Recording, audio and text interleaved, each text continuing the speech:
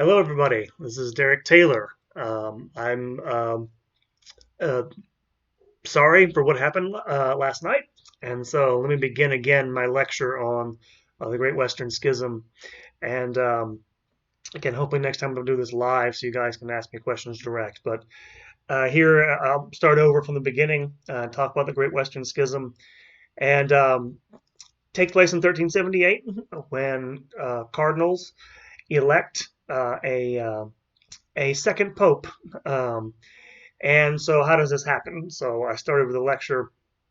Um, if you look at the outline I give you there in the Facebook YouTube description, the popes leave Rome in 1308. Why? Because there had been some conflict between Boniface VIII, who was pope in 1303, and the king of France, Philip IV, Philip the Fair, and he Um, once Boniface VIII died, after this conflict ended, after a successor who lasted 1 year in 1304, the cardinals took their sweet time about electing a new pope. In 1308, they selected a French bishop, Archbishop of Bordeaux, as Clement V. And he refrained from coming from France, where he was at, to Rome because Philip IV of France, the king, wanted to dig up, as it were, Boniface VIII and give him a posthumous trial and condemn him as a heretic. And so, to convince him not to do this, the Pope, Clement V, the French Pope, decided to stop in the papal territory of Avignon. It was a vassal state of the papacy at that point. He settles down there and um, sets up the papal court there, the curia there. And what happens is he intended this to be temporary, but it became much more than temporary. The popes were there for 70 years, better part of 70 years. And they had several reasons for doing this, and not just because Clement V was concerned about the King of France. They had several concerns about being in Rome at that point. And one of which was there was lots of conflict in Rome, partly because there was conflict between noble families in the city of Rome. A couple of noble families, the Orsini and the Colonna, like to fight over the papacy and try to influence it. There was conflict between Italian city-states based on differing loyalties between the papacy and the Holy Roman Empire, which sort of is German Empire, which the German emperors had tried to come into Italy and take territory for several centuries. This led to a split between followers within various northern Italian city-states. Those who followed the Pope were called Guelphs. Those who followed the emperors were called Ghibellines. This caused a lot of conflict. If you know your Dante, this gets into the Divine Comedy. Dante was a Guelph. He was a supporter of the papacy initially.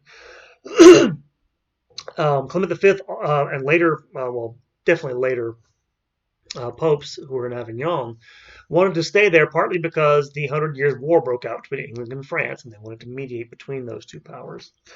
They also decided not to go back, partly because Rome wasn't the greatest place to be in the 1300s.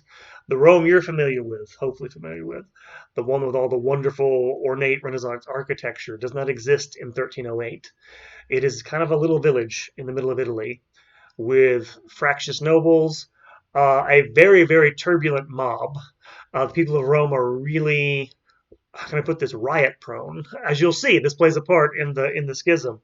So they had good reasons for wanting to sort of take a vacation from the city of Rome. And so they did.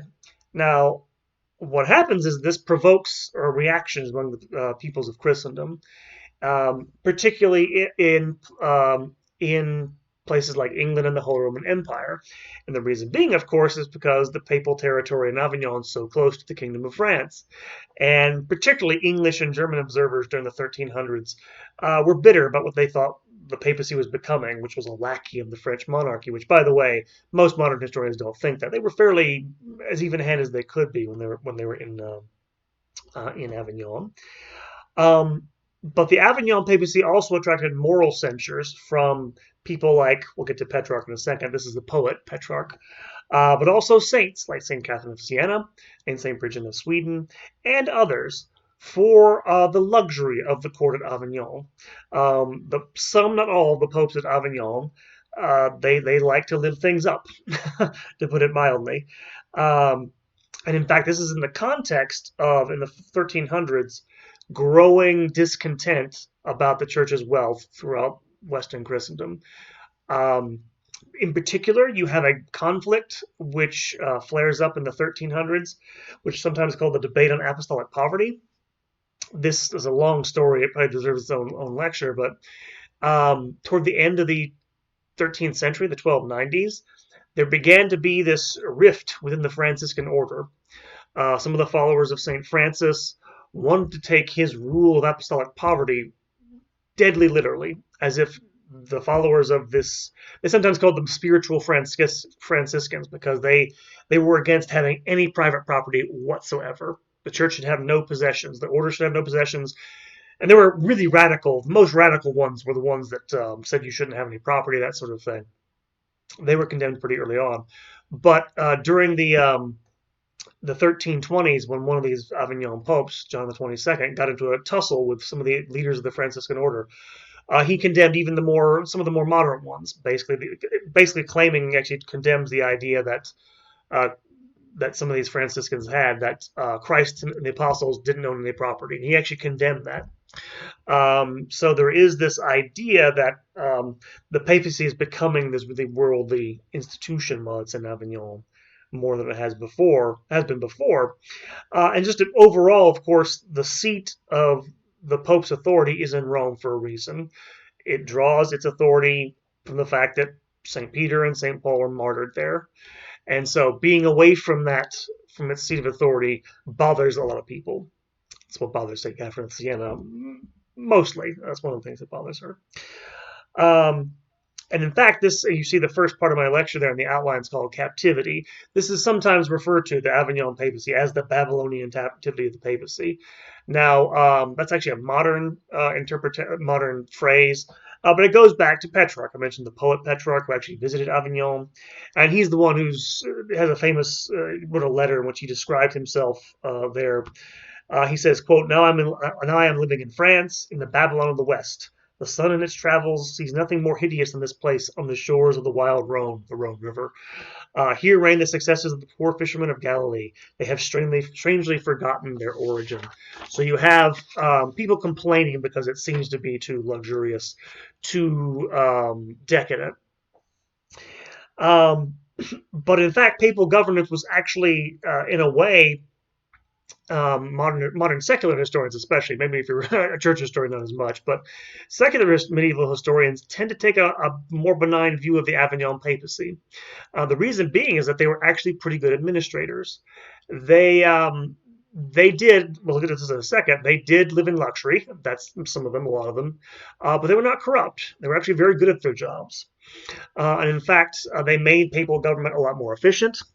And they also, some of these Avignon popes, made the papacy into a center of European culture. For example, John the 22nd, I already mentioned, as being condemning these sort of radical Franciscans, founded the papal library at Avignon.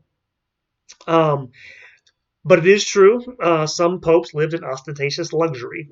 Clement V, Clement VI, excuse me, the successor to Clement V, in particular, built a whole new palace for the popes there because the one they had that wasn't nice enough, and lived pretty high on the hog. We know this, by the way.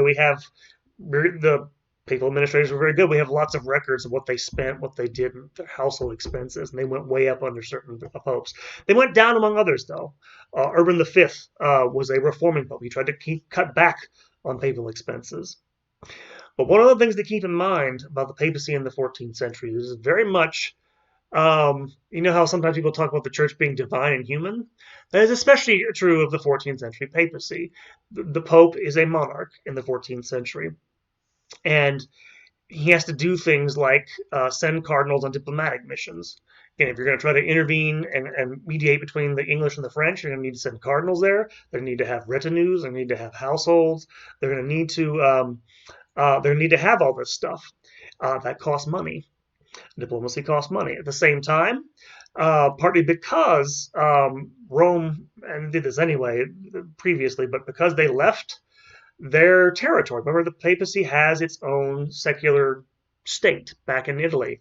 While they were gone for 70 years, several other powers, the Holy Roman Emperors, the kings of Naples from southern Italy, tried to carve up papal territories, which means they had to raise money to send troops to fight to keep the territory. That cost a lot of money. You also had, at the same time, the papacy actually engaging in large-scale missions. The Avignon popes sent missions to other places: China, India, Persia, modern-day Iran, um, Armenia, and even Turkestan. All paid for, by the way, by papal taxes, which everybody hated in the 14th century. Um, so there was some purpose, my point is, behind all this, the increasing wealth of papacy. It wasn't all being spent on palaces and stuff like that, and good French food, which, by the way, they did spend on good French food. That was one of the reasons for staying in Avignon, according to their critics, which I can't doubt is actually true. It is a lot better than Italian food. The problem, of course, is that the papacy is not supposed to be primarily about administration or government and cultivating the arts, right? They're supposed to be leading the church to holiness and salvation, which, of course, attracted more and more censure because of its growing wealth. It's very visible, this wealth. One other thing that's happening, though, at the same time that this administration is becoming more prolific, is that it's growing in not just in its reach and extent. The curia, the cardinals who run the papal household, are becoming much more powerful. They're beginning to assume greater powers. Tries to come back. He actually moves the papal household back to Rome in 1367, but they're still fighting in the papal states. There's still all sorts of tensions going on. He eventually leaves and goes back to Avignon in 1370, and reigns until 1376, when Gregory the 11th is elected Pope. And he is given encouragement in this by St. Catherine of Siena, who writes a lot of really, really fiery letters demanding he go back to Rome, which in January of 1377 he does make the journey back to Rome, and comes back by the end of the year. And again, one of the things to stress about this is that at the time, nobody knew that this was going to be permanent or not. Again, it already happened once and didn't stick. But he dies in March of 1378. And so a conclave takes place amidst serious unrest in Rome. And the College of Cardinals is looking for some stability to try to mediate between people, Italian concerns, especially the people of Rome. We'll get this in a moment. And of course, the cardinals, most of whom by this point are French. Remember, they've been in France for 70 years. They're actually in the conclave that will elect the new pope. Includes 11 French cardinals, 4 Italian, and 1 Spanish cardinal. So there's definitely a national dominance there. And in particular, the Roman mob made very clear that they wanted a Roman or at least an Italian cardinal to be pope, as well as Roman officials, by the way. Rome had a government, a secular government. They were all very insistent. And how'd they make their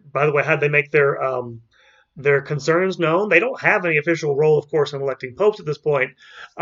They do it through, rioting, to be honest with you.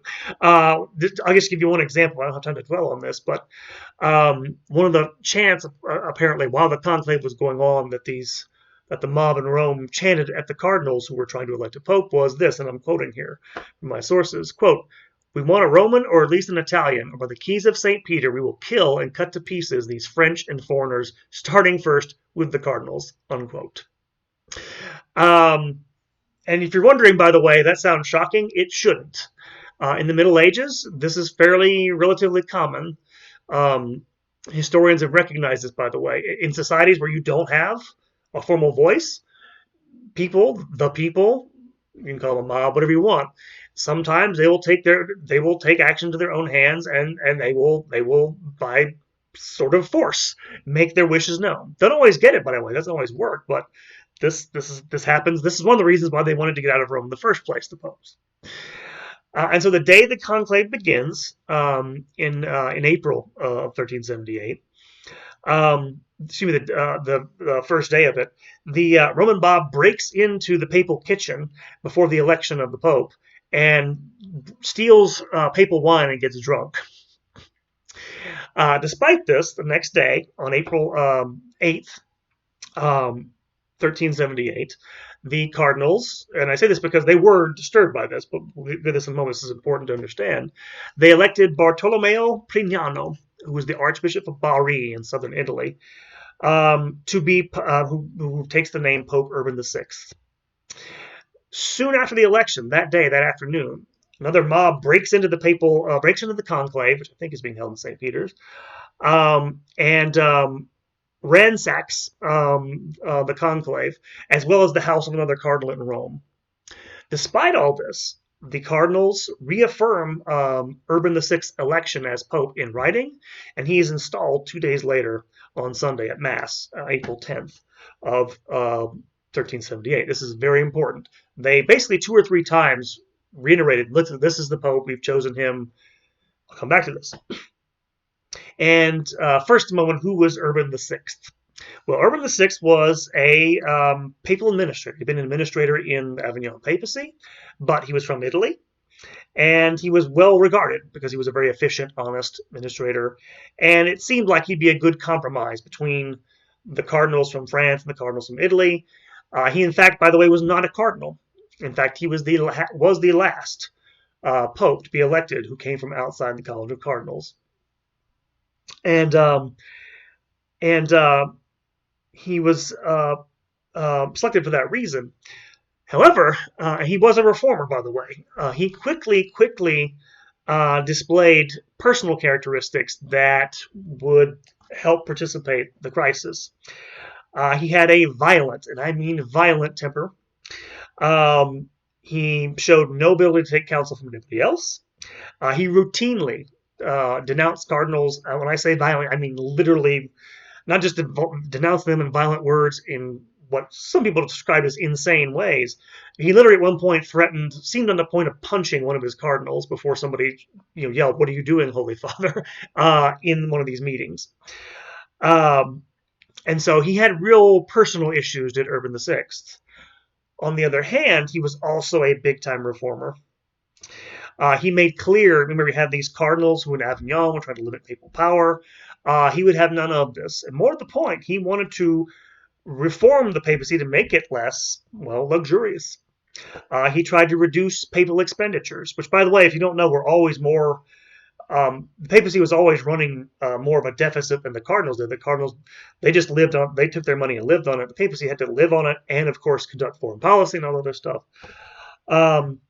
He tried to cut salaries of the cardinals in the curia. If I haven't, that's up my notes, but perhaps by as much as half of their salaries. He also tried to forbid them from taking pensions from foreign princes, a source of their revenue. And he struck back at one of the major problems of the Middle Ages, simony, the buying and selling of offices. He tried to forbid the accumulation of benefices. You know what a benefice is? This is the property that goes along with a church or a living somewhere, where cardinals could collect these and get the rents from them and never actually go there. And so this is what he's trying to stop. Just to give you even lesser stuff than this, when popes were elected in the Middle Ages, they used to give very large gifts of money to the cardinals. When he's elected, first thing he does, no gifts. So he is, on the one hand, he's kind of the worst of both worlds, Urban VI. He's a competent administrator. And if you don't know anything about administrators, they make terrible politicians because they don't like people, they like things. But he's also a reformer. Someone who's deadly serious, and that would be good, right? He's a reformer. He wants to get rid of luxury and be ascetic. The problem sometimes with reformers is they also hate people because the only thing they see is the purity of their ideal, and they don't have any patience for anybody else.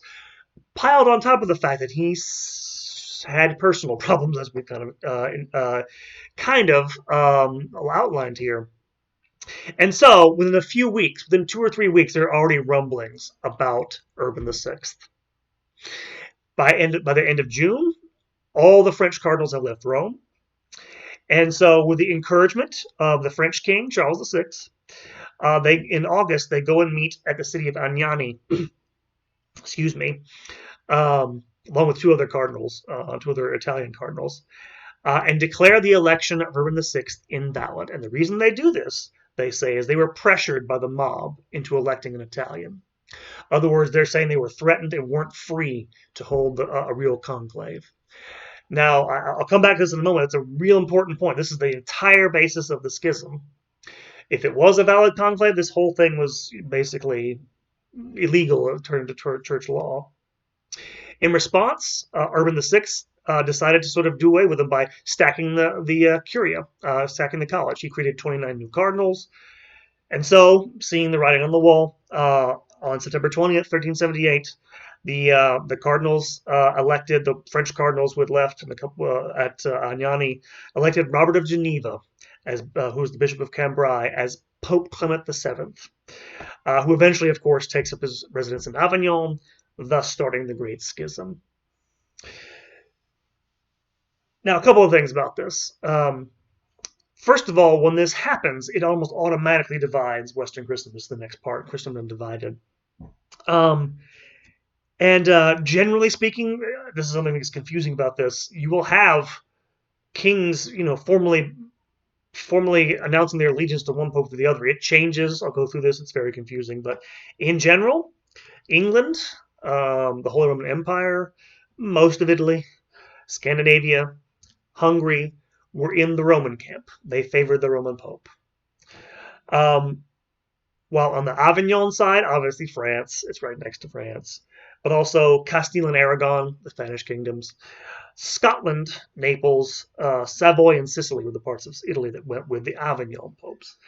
And one of the things you can kind of see from all this is that this is dividing people along national lines. Most obviously England and France. They're fighting a war. And so as soon as this happens, you know the English aren't going to go for the Avignon Pope. And so historians tend to talk about, I don't want to use the word nationalism. That's not appropriate. And the reason why it's because that's more of a modern ideology. But national feeling, even some national identity, definitely plays a role in what happens. And so you have it divided between these two different, they call them obediences. I'm going to call them rival claimants to the throne, and I'll explain how to go with this stuff. I'm not a theologian, so I don't want to do this, but you have this division, which I should mention, by the way, it divides the clergy. That's the next thing. This is probably the biggest impact that the schism had. It divides. There are differing loyalties within countries. Like even within France, there are bishoprics that are still loyal to Rome. Not many, one or two, but they're there. Within religious orders, there can be divisions between different houses, same order, under the same mother house, perhaps sometimes. In some areas, you even have rival claimants to the same bishopric existing at the same time. This happens in Ireland in the 1390s. And of course, both popes at certain points excommunicate each other and their followers. So technically speaking, the entirety of Western Christendom was actually excommunicated at one point during the schism. Probably the most hilarious, I say hilarious, it's pathetic. The most silly manifestation of this division was when in 1383, the Bishop of Norwich in England actually tried to lead a crusade against the supporters of the Avignon Pope in Flanders. The whole thing was a catastrophe. It brought everybody into disrepute who was involved with it. But you get the idea. This is insane in a lot of ways. And I think it must have affected. And by the way, this affected priests even down at the parish level to a certain degree. You would have in the same bishopric priests who would have different loyalties. So it could be very divisive in that way. And so by the 1390s, when this has been ongoing for, over 15 years, the Avignon claimant, Clement VII, dies in 1394. Charles VI, who'd been king of France, actually writes to the cardinals at Avignon not to elect a successor. Charles wanted them to get rid of the schism at this point. What happens is that the letter doesn't get there until after they have already elected a successor, Pedro de Luna, who was a Spanish cardinal, as Benedict XIII, or the claimant. We usually call him an anti-pope. And France was, of course, the biggest player in all this. The French kingdom, the French, we'll get to the University of Paris in a moment, probably had as much influence as anybody trying to resolve this. One of the problems was throughout all this, Charles VI, if you don't know, went through several bouts of insanity during this period, and so he was kind of useless at certain points. And yet, Benedict the 13th, the Avignon Pope who succeeded the first one, he was a really hard, he was a very, everyone respected, by the way, his his piety. He's definitely a real, um, he didn't live in luxury. He was well regarded personally, but he was really stubborn and would not give up his claim to the very end to be Pope. By 1398, both France and the Kingdom of Spain had both withdrawn their obedience from him. So this stuff goes back and forth, back and forth. At one point in 1399, the French actually lay siege to the papal palace at Avignon and try to hold Benedict prisoner. Eventually, he gets out, and in fact, they actually have meetings with him to resume their obedience to him in 1403. This is how crazy things are getting. Well, at the same time, I'll get to this in a moment, the universities are getting involved, trying to come up with solutions to this crisis. In 1406, there was another one before him, but a new Roman Pope, Gregory XII, was elected, and initially he seemed eager to terminate the conflict. However, when a meeting was arranged between him and the Avignon claimant Benedict XIII in 1407 near Genoa, Gregory XII changed his mind and refused to meet his rival. And it got so bad that a number of cardinals from both sides arranged to have a meeting, a council, on their own almost at Pisa in 1409. And they actually got beforehand, finally, both claimants to the papal throne to agree to resign.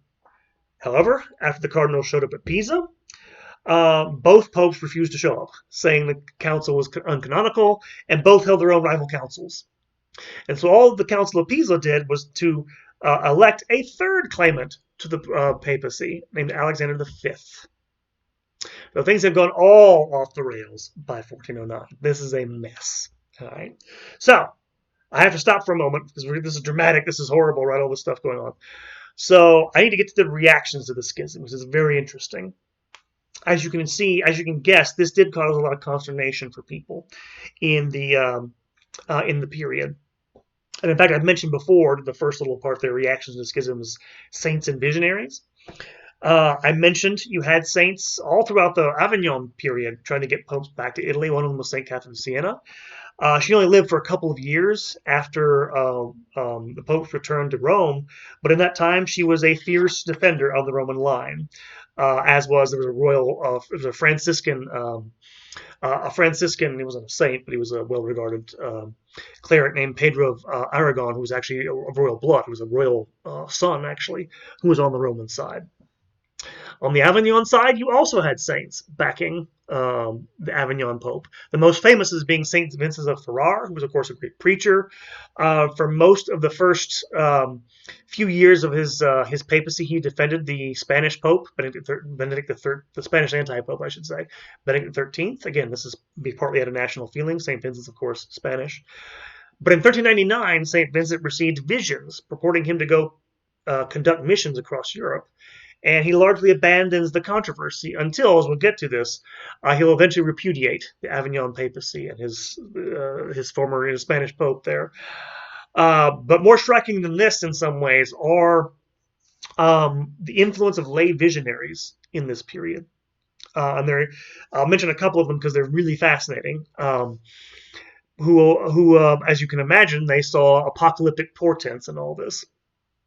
One of the more interesting ones is a woman named Constance de Rabastens, who was a Frenchwoman, a peasant, totally uneducated, who supported the Roman popes, and revealed in revelations she got from Christ that the bishops who supported the Avignon papacy would burn in hell from the 1380s onward. Very, very violent images, by the way, in her visions. Which, of course, this is in French territory. She's denied recognition, and she barely escapes the Inquisition as a result of all this. On the Avignon side, in the 1380s, you have Another peasant Frenchwoman named Marie Robin, who comes forward claiming visions to support the Avignon Pope.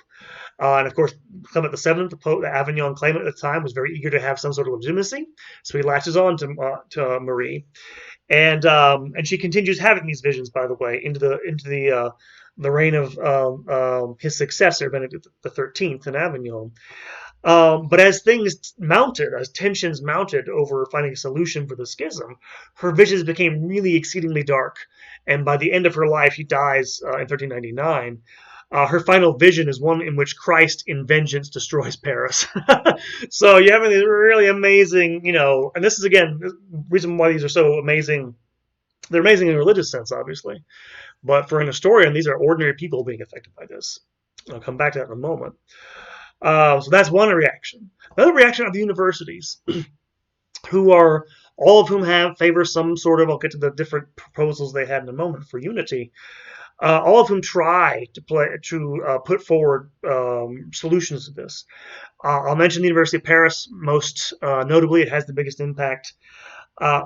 One thing to note about this is from 1381 onward, the University of Paris forbade any person writing about the schism to use the words heretic or schismatic in their treatises. And many of their scholars argued that sacraments offered by clerics of different obediences were valid and could be taken in good faith by laymen. Paris tried to influence other universities. It sent entreaties to Oxford, to Vienna, and places like this. Nobody listened to them. Again, things were divided along national lines in a lot of ways. And in fact, one of the odd things about the schism, it had the impact of expanding universities greatly, partly because you had, especially the popes in Avignon, founding new universities. Why? Well, if you have universities that are against you, you can always found new ones to have them support you, basically. That's what led to further growth that way. And there were also literary responses. I'm going to kind of short change you on here just to save time. But some of the big this is 14th century, 1300s into the 1400s. You had the rise of vernacular literatures throughout Europe. And so you're going to have people like one of Chaucer's contemporaries in England, named John Gower, will write several long poetic works in which he'll talk about the schism in the preface to some of his works.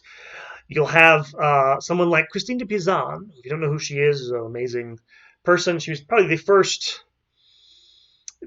first professional woman writer of secular literature. She was a writer. She wrote about chivalric love and stuff like that. She wrote treatises on the schism. She, by the way, worked for the French king, so that was her background. My point is, you definitely have the literate laity, of which there's an increasing number. Not a whole lot still yet. I'm not sure that Chaucer ever mentions it directly in, say, the Canterbury Tales or other major works, but it's clearly on the mind of people, right? Clearly a problem for people who are doing this. But this leads us to the last point here about reactions, and that's a question I put up there. What did ordinary lay people think? And by ordinary, I mean the vast majority of people in medieval Europe are illiterate peasants. And I say that because they're illiterate, we don't really know, for the most part, how they reacted to this. Our evidence is very, very thin. However, for the most part, I think we can safely assume it doesn't seem like that the sacraments kept being offered. People kept showing up. And by the way, when we think about this sort of thing, you have to remember in the Middle Ages, a little different when people encountered the sacraments. Because, of course, today we encourage frequent communion. In the Middle Ages, you would not have communion maybe more than once a year. And the reason why, a lot of things go into this, people were so, they were taught it was this amazing thing, right? People were afraid of it. They were afraid of taking communion and in an unworthy way and being damned. So they didn't take it but once a year after they confessed and all this other stuff. In fact, your encounter with the faith, if you've been a medieval peasant, in the Middle Ages would mostly been through stuff you might almost think as being sacramentals rather than sacraments, things like pilgrimages and processions and stuff like that. It would be some of this, but as far as we can tell, again, the whole thing, it doesn't seem like there was a lot of people calling each other heretics or schismatics at a local level. It seems like, for the most part, this is me guessing. I don't know. I'm not sure it affected ordinary lay people all that much. I think there's really a big problem for the clergy, especially, who now had this embarrassing, and especially for the medieval papacy. We've talked about this. I talked about this in my earlier lectures. It had made a lot of big claims. It got into a lot of fights with medieval kings over its authority, and it was the leader of the church, and it was the unity and all this stuff. Now it's all, of course, causing division, which is in a ways a crazy thing. I personally doubt it. I don't think it. I don't think it affected people at the lowest level very much, which is most people. People that did affect, besides the clergy, of course, were the literate laity, and that, I think, was damaging to the church in the long run. But as you can see, it did cause this division. So, okay, how do we get out of this? Well, there were several solutions that were put forward, or tried at least, in trying to heal the schism.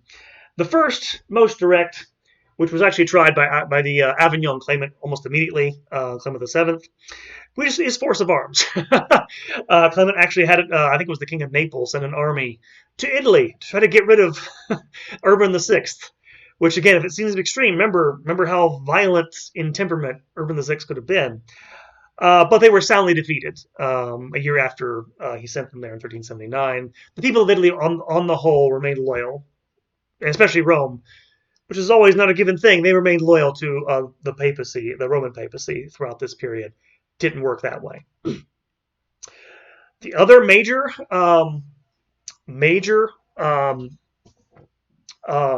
way of healing the schism that was put forward by especially the University of Paris in the beginning was what they called the via secessionis, which basically means, it's a Latin term for voluntary resignation of both claimants, and then have a new election. This is the one they favored. The reason this never worked, by the way, is because each claimant basically would not give up. Basically, it took a lot of forcing to get people. And again, this is why this is bad for the church. Is you see people who some of them were, you can be perfectly sincere in your beliefs and also not want to give up power. The two things are not mutually exclusive. And it's pretty clear that was what both these people were thinking. Hey, I'm the right guy, and therefore I have the right to hold this, and I can't give it up because the wrong guy will get it. And there's all this thinking. It's a real problem, and that's why it doesn't work. A third solution, which is never really tried, is some universities put forth the idea of having an independent tribunal of canon lawyers, theologians, so on and so forth, decide the matter as to who their actual claimant is. Nobody wanted this. Nobody wanted to listen to professors tell them what their authority was, I guess. The last solution that actually, as we're going to see, does actually get the church out of this mess is the calling of a general council, an ecumenical council, if you use modern terminology, to end the schism. Now, one of the things to note about this is that it's not as if canon lawyers and theologians had not discussed what might happen if there was a schism in the church. You have to understand something about the medieval church, despite what you may have heard. The medieval church, at least in an academic sense, canon lawyers, theologians, they discuss things without much censorship. They could discuss all sorts of things. Medieval canon lawyers talked endlessly about, what would happen if a pope was a heretic? Could a pope be a heretic? These things were discussed nonstop. And by the early 1300s, you're going to have theologians playing with the idea that, at least in times of emergency, a council can meet without a pope having to convene it. And in fact, they're aware, by the way, they're very aware that in the early centuries of the church, all the ecumenical councils were called by someone other than the Pope, essentially, usually emperors, Roman emperors. And so they're aware of this. But in particular, you're going to have theologians, again, Paris is big in this, by the 1370s, making even stronger arguments about the authority of a council. Two in particular I'll mention here. They're French, they're Parisians, they're supporters of the Avignon papacy. Pierre d'Ailly, I won't mention his, I won't spell it out, but his name's D apostrophe A-I-L-L-Y, who was a Paris theologian, chancellor of the University of Paris, and later on a bishop. and he advocated from the 1380s a general council to end the schism, claiming that it could act without the popes, without the pope, on the basis of the bishop's authority coming from Christ. They were successors to the apostles, and therefore they could call a council to end the schism. His successor, very, very influential, well-regarded theologian and priest, Jean Gerson, who was his pupil, actually, a very famous spiritual writer, also called for a general council to end this and emphasized those historical examples of councils from the era of the first 4 centuries in which councils were not called by popes. And I mention this, by the way, because it's one thing to say that because people knew that it happened, they still thought, and this is the problem. Okay, you can call a council on a pope. You still need his ratification of that. That happened in early centuries too. And in fact, and this is to get us to the last part of the lecture, part 3, a marvelous and perilous, in quotation marks, marvelous and perilous reunion, 1409 to 1417. Because what happens is people get desperate. And in fact, what's going to happen is the secular authority is going to step in here to initiate this process. When the Pisan claimant to the papacy, Alexander V, dies in 1410, the Curia, the third college of cardinals at Pisa, elects John the 23rd, who's an anti-pope, who, by the way, I think he had been a mercenary before he became pope. So had a really bad reputation before he became anti-pope, I guess. And when he was elected, he announced his intention to call a council to hear the schism. But he dillied and dallied. And it took basically the very forceful, emphasis on forceful, urging of the new Holy Roman Emperor Sigismund I to finally force him to meet and call a council at the city of Constance, which I believe is in northern Italy or southern Germany. I can't recall. I have to look it up. It's in imperial territory. That's why it was held there. Key point. And for a meeting of cardinals from the Curia at Pisa, Avignon, and Rome to help get this thing over with. And one of the things about this council is it was kind of unique and novel in the history of the church. And the first thing, of course, you already had an idea that they could act on their own, coming from these theorists like Jean Gerson, who was at the council. Pierre d'Ailly was a bishop at the Council of Constance. And unsurprisingly, there was a strong academic presence at the Council of Constance. There were nearly 300 bishops and 30 cardinals. There were also several hundred doctors of theology and canon lawyers at the council. This is probably the first council in history where you have something like experts trying to get the church out of the mess it's in. And in fact, it was very much the early sessions were presided over by the Emperor Sigismund. But the major innovation in the way this is organized, this is important for a reason I'll get to in a moment, is that normally you just have the bishops come and they would vote. They changed this early on. Instead, they had the bishops vote by natio, nations. And that term, by the way, by nation, doesn't necessarily literally mean, I need to be careful with this because I'm actually forgetting a lot of terms, but that term nation, natio, Latin, comes from the medieval universities. If you don't know, in Paris, for example, you would have parts of the university set apart for foreign students, and that's what natio referred to. And so you have natio representing different people from different, obediences, like different countries. A German natio, an English natio, a French natio, later on Italian and Spanish, Italian and later on Spanish ones, rather than as individual members. And then they voted as a block, with one vote being allowed to each nation, and then later on to the College of Cardinals as well. I'll come back to this in a moment. One other thing I should mention is that the council had big plans besides just healing the schism. They wanted to also initiate a general reform of the church. I mean, general reform in terms of things like, again, dealing with abuses, dealing with those sorts of things. They also came to condemn two people in their teachings.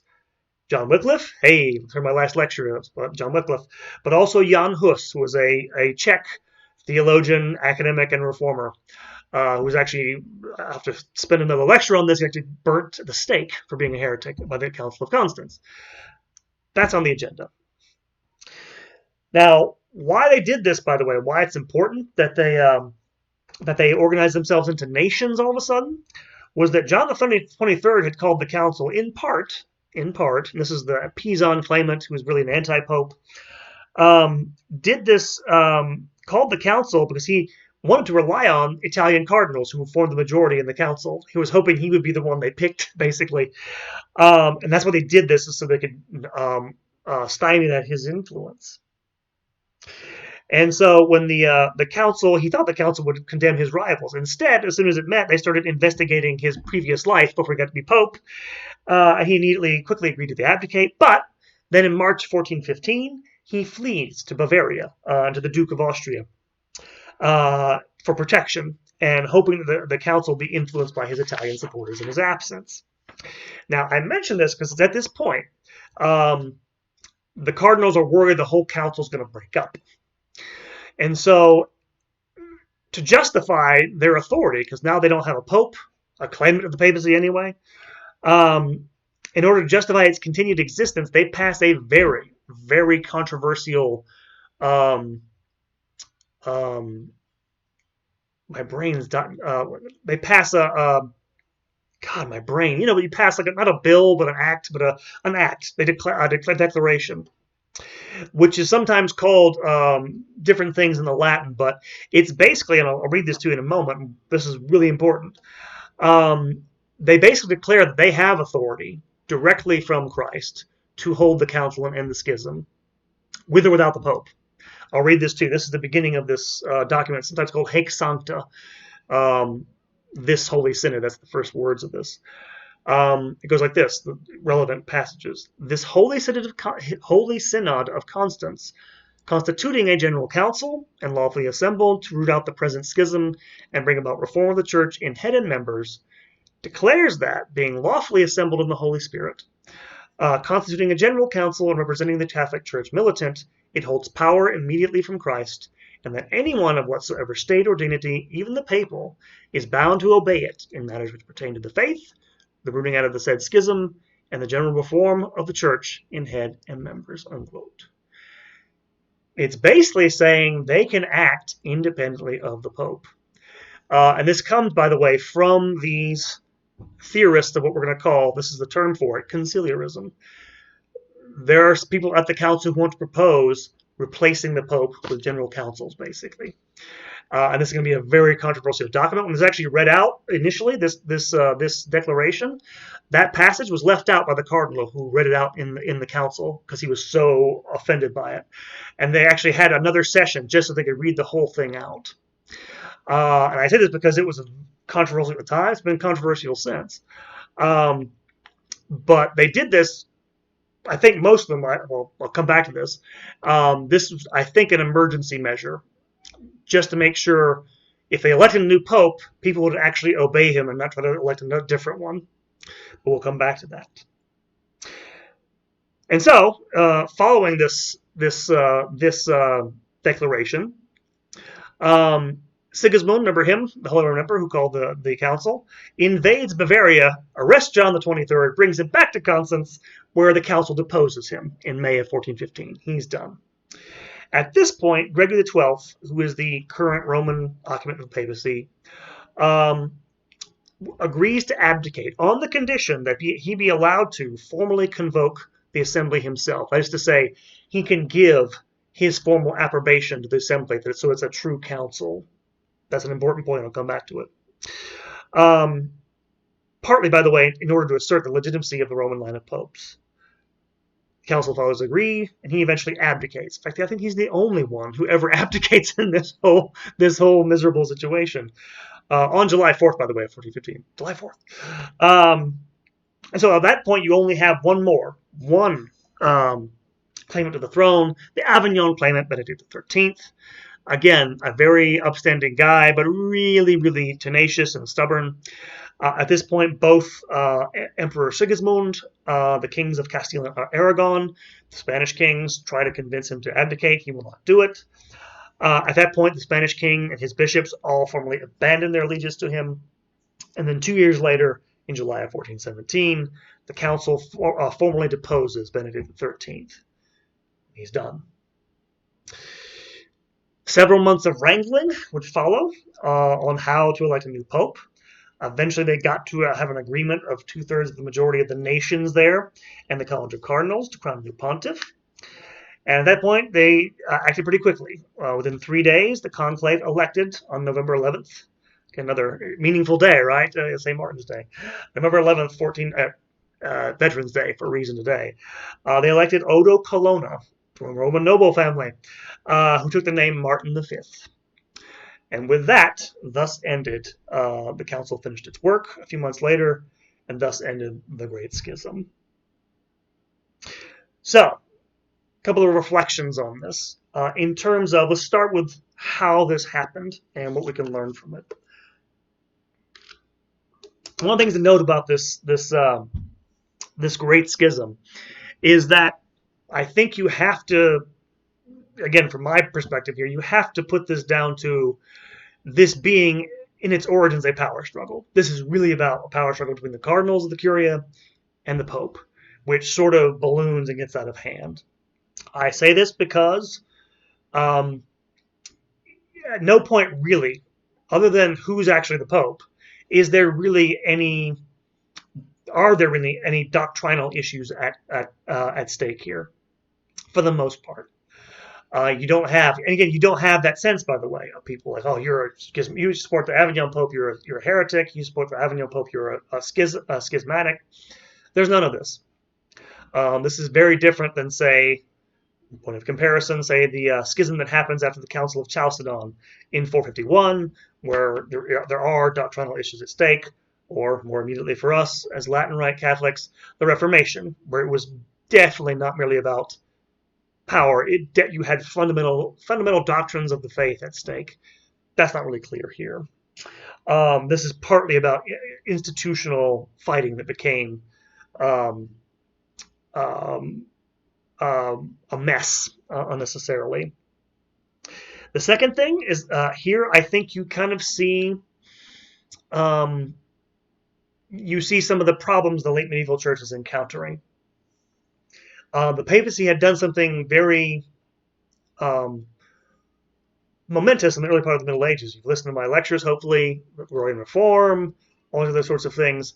It created this very much unified institution across all Western Christendom, which made the church, you can say, more unified, gave it a unity it hadn't had before. That's a good thing. The problem, of course, if you're going to have a big institution like that, this is the thing, it doesn't run on nothing. You want to send missions to far-flung areas of the earth, you need money. If you're going to try to face down kings and get them to stop fighting, or get them to respect the church's rights, guess what? That takes money. That's a problem, right? This is the problem with the papacy in Avignon, right? They're great administrators. As I think we've kind of seen already, the characteristics, the virtues that make for a good administrator are not the same things that make for a saint. Combining a good administrative capability with holiness and virtue, not easy at all. And of course, it's true, by the way, the Christian flock needs to have its needs administered in an institutional sense at some point. But of course, what it needs more than anything else, of course, is holiness. To be led to holiness, to become saints, so they can spend eternity with God. And so what's happening at the end of the Middle Ages is that what had been a means to an end, to unify the church, is getting in the way of its primary mission in practical terms. It's a problem. And in fact, it's been a problem ever since, obviously. I don't need to belabor this, but of course you have, bishops today are, let's be honest, they're mostly administrators and fundraisers. That's mostly what they do. Anybody know, if you don't know, I follow Janet Smith on Facebook. I know this is whatever. Janet Smith's been a big defender of Humanae Vitae. She's a theologian. She posted something last week that kind of floored me, but didn't really floor me.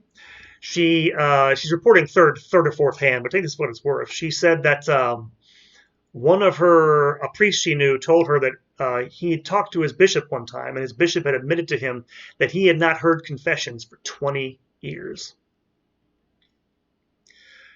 What are you doing if you're a bishop and you're not? And again, this says something about more than just moral failings, maybe about the belief of the bishop.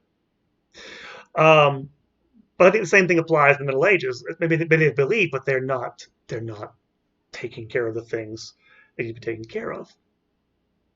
And perhaps, by the way, it's a matter of the whole of Christendom maybe having irreconcilable expectations of wanting to have this totally unified church as an institution, and maybe it's I don't know, but they seem to be coming in conflict in the Middle Ages, and today it's much different in many ways, but I think it's still obviously a problem. Just the sheer things that a bishop has to do. You wonder if they ever have time for the things you think they should be doing. And then finally, the third thing is, and again, this is something I need to stress about the papacy. Bears repeating. The papacy, when the medieval papacy began to assert its authority vis-a-vis the kings of Europe over the church, governing it, ruling it, they almost never made what in modern terms we would consider dogmatic declarations of their authority to justify what they did. There's nothing like you have, say, the First Vatican Council in 1870, where they define clearly as a dogma, this is what papal authority can do, this is what it can't do. They never did that. They basically just they leaned heavily on, the Bible, Matthew 16:19, and tradition as a theological basis for the assertion of their claims. But in practice, what made papal authority in the Middle Ages was not anything dogmatic. It was canon law. They built up the institution of the church through building up canon, its legal authority. And the problem, of course, with that is that they didn't have anything in canon laws. A lot of it has to do with precedent. There was simply no precedent for the situation they were in. There was no precedent, by the way, for how do you remove a pope if he's a violent nut job. And I'm not saying Urban VI was. But if you had complaint, you couldn't. The only thing you could do was say his election was invalid. And that's why when those cardinals, and by the way, if you haven't made clear here, I think the cardinals who elected the anti-pope are the problem. They are the main people responsible for this. But it's not like Urban VI wasn't responsible in some ways. I mean, he really had problems. And so the lack of a way to deal with that in canon law was the problem, because that's all you had. In fact, there wouldn't be a dogmatic statement, like contemporary dogmatic statement defining papal authority until 1439. I'll get to that. I'll talk about it here, but basically, it never had. It was never dealt with dogmatically or even theologically. It was dealt with through canon law. So those things fed into this extraordinary situation. What about its effects at the time? Well, in general, let me just say, did this damage the papacy's authority? Yes. And I say damage its authority, I should probably mention. I doubt it did much. Again, this is me. I'm guessing. Not an expert. Among ordinary people, probably not that much. Again, you have to remember in the Middle Ages, ordinary people didn't have much to do with the papacy. It was a very distant figure. Did it cause divisions within the hierarchy, as you're going to see? Yes. Because it leads to a movement which we call conciliarism, which will flourish for a couple of decades after the Council of Constance, which, by the way, deserves its own lecture, probably coming next year, if I have time to do this, in which, because the Council of Constance had, among other things, besides asserting its authority, had decreed there should be frequent councils after. They were held. There were several councils held in which they tried to assert their authority over the Pope. They lost out in the end. But it led to another minor schism in the 1420s and 30s. 1430s and 40s, I should say. So, yes, it did. It led to this full-blown, attempt to establish something like a, conciliar model of governance at the highest level. It doesn't work, but it's there. Based on, by the way, that document I mentioned from the Council of Constance. It also led to indirectly, indirectly, I should say directly, led to massive wars in the Holy Roman Empire, particularly in Bohemia, because of course Bohemia was in the Holy Roman Empire, and there had been a reformist party in. This is a long story and complicated and tedious and awful, in which the kingdom of Bohemia tried to basically assert its independence from the empire. Why does this matter? Because, of course, Emperor Sigismund was the one who called the Council of Constance. The Council of Constance, of course, burnt to death for heresy the leader of that movement, Jan Hus. This is why these are called the Hussite Wars. Because his followers, and by the way, this is the crazy thing, Emperor Sigismund was a powerful figure. They defeated him every time, like 4 or 5 times in battle, couldn't touch him. And they effectively established de facto their own schismatic church. Eventually, they were brought back into communion with Rome after a few decades. But again, led to more dissensions because of this. They were, big on reform issues and stuff like this. Long story, I don't have time to go into it. I want to bore you with this. So it had that. Again, that's partly Sigismund's fault, not necessarily the papacies of the churches. It also probably put, I can say, the death knell to any chance of real reform, at least with regards to the papacy, even with regards to the councils afterwards. That's one of the reasons, by the way, why conciliarism became a powerful issue after the council, is because a lot of people associated it with general councils with reform. The idea was, hey, they're more representative, they include more people, this will look for reform. It was one of the major failures, by the way, of the Council of Constance. They didn't do a whole lot toward that. They ended the schism, they got rid of, they condemned Wycliffe and Huss. The reform never really happened. And it's kind of an amazing thing. The phrase, by the way, that I began this portion of the lecture, a marvelous and perilous reunion. Probably because the council did about all it could. I don't think people could have stood too much more of councils. Just to give you an idea, one of the French cardinals who attended Constance, I think Cardinal Falastre, wrote of it later on that, quote, "This Council of Constance, more than all of our previous councils, was when convoked with so much difficulty, so singular in its progress, so marvelous and perilous, so long duration." You can almost feel the exhaustion in that, in that little excerpt of his. It kind of wore people out. In fact, when they tried to hold, by the way, another council in 1422, Martin V, he had to dissolve it because hardly any cardinals showed up. They were just sick of it by then. It really exhausted the schism, people's energies for maybe making changes, perhaps, that might have maybe fixed some of these problems. Maybe not. We don't know. And then finally, we have to deal with the Reformation. Normally, as an historian, I tell my students, you don't try to read backward into history. And I don't think, by the way, to be clear, I don't think the schism actually led to the Reformation. I don't. One of the reasons why, by the way, is when you read Reformation polemics when things get going, it's never that big of a deal in and of itself.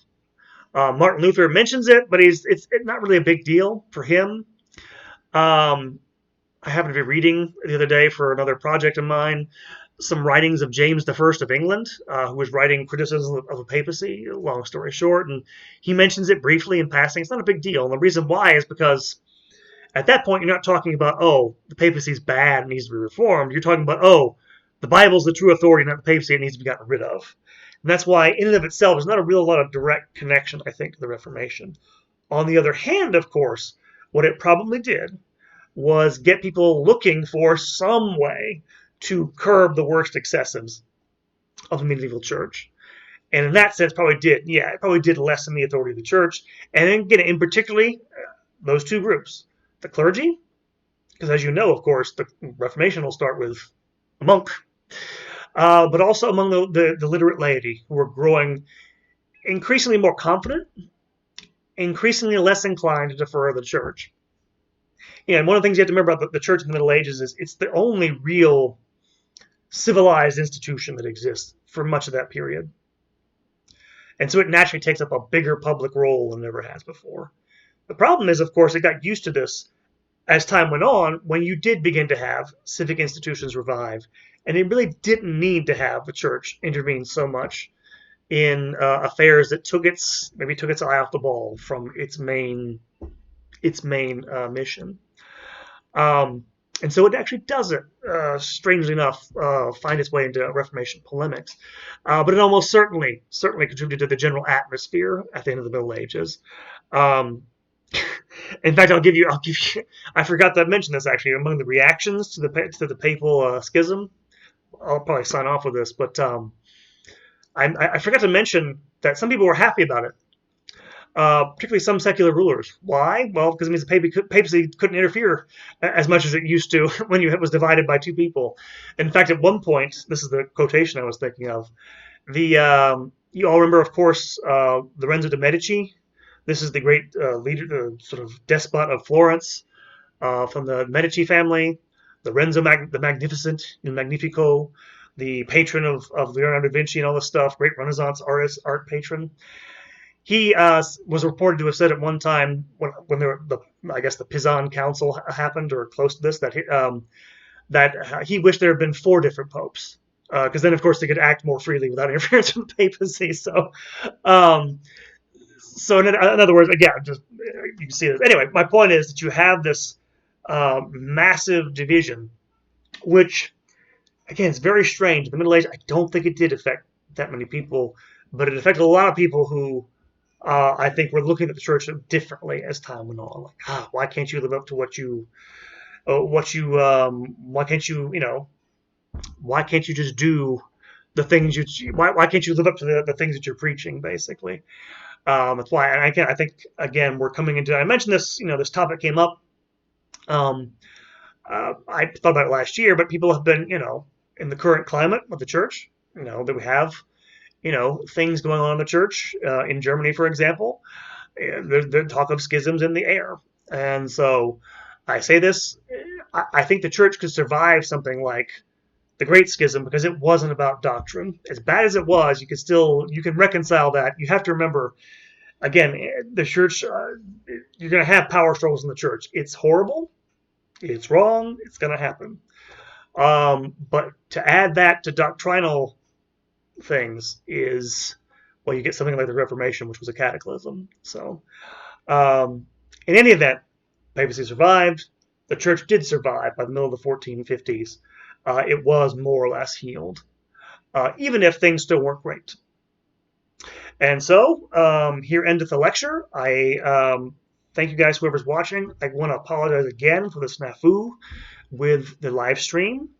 You have my word. I will definitely correct this. I will definitely get it better. And you can ask me questions in real time. For now, though, when you watch this, you can type in the comments questions. I'll respond as quickly as I can. Any questions you may have. And be on the lookout for the next talk, which I'll be recording for next month, hopefully live. Take care, everyone. Be healthy, be safe, and God bless you all. Take care.